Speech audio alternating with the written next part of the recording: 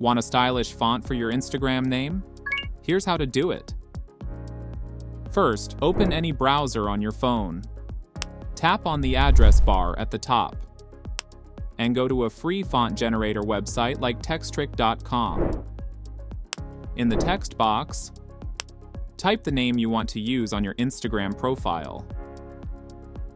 Scroll down to see the different font styles available and choose a font style you like. Then tap on the copy option next to that font.